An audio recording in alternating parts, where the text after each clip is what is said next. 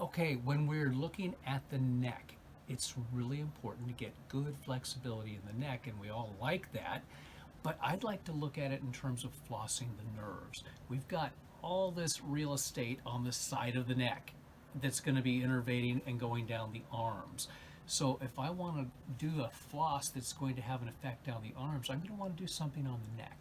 So I'm going to start off, first of all, just doing a little bit of lateral flexion to see where I go. And those are my restrictions. I appear to be a little tighter over here. And again, I don't really care because I'm going to have to do both sides. I want to get a floss that's going to affect both of my arms. Now, I can't think about doing the neck without thinking about my arms. So what I'd like to do is show a floss that's going to have an effect on the nerve supply for the serratus anterior and for the latissimus dorsi, as well as the lateral sides of the neck. And I'd like to entitle this The Chicken Dance and You. So what we're going to be doing, again, when we do the chicken dance, we're all familiar with that. I'm not going to quite mess up my thumbs that way. I'm just going to put my hands over here.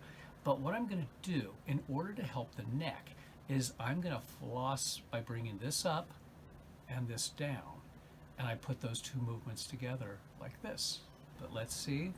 That's how well the neck moves right now. So that was the chicken dance. That's really helpful for the neck. But if I want to do the long thoracic nerve, if I want to help my lat and serratus, I need to do something a little bit different. So what I'm going to do, I'm going to face away from the camera for a moment. And the motion I'm going to do for the lat is I'm going to bring my arm up, and this is where I'm at, except I believe I am currently experiencing a shirt restriction. So let's try that again. Okay, that is where I can go right now. I just fell down a flight of stairs a couple days ago, so I'm a little bit restricted. I have chronic scar tissue in here from an auto accident many years ago, getting run over by a drunk driver. So most people would approach this a little bit differently, but I want to approach it with a chicken dance. So let's see now, if I'm going to do the serratus, I'm going to put my hand here, and ideally when I bring the elbow back, that elbow is supposed to, when I do it passively, come here. I should at least get to my rib cage, but right now this is kind of like a bird.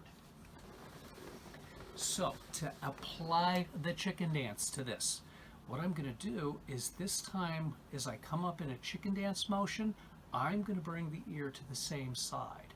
So here we go, 10 of these. And again, it's important not to do this real fast.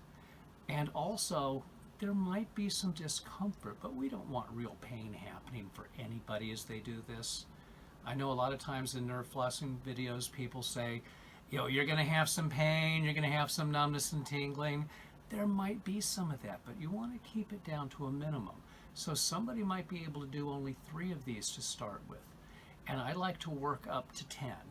Now, a lot of times people like you to do 3 sets of 10. I'm not in that camp. I like to keep it at 10, and again, I like to keep it as a floss. Let's see if that made any sort of a change here. So I'm straight out, and I'm thinking that's a little bit better back there. I don't know if I helped on my serratus or not, but that's where I'm at. I'm thinking that helped. So that is the chicken dance, and it can help the sides of the neck, and it can help that long thoracic nerve. I would imagine it would have helped anything going down the upper extremities. I just didn't test everything. Thank you so much.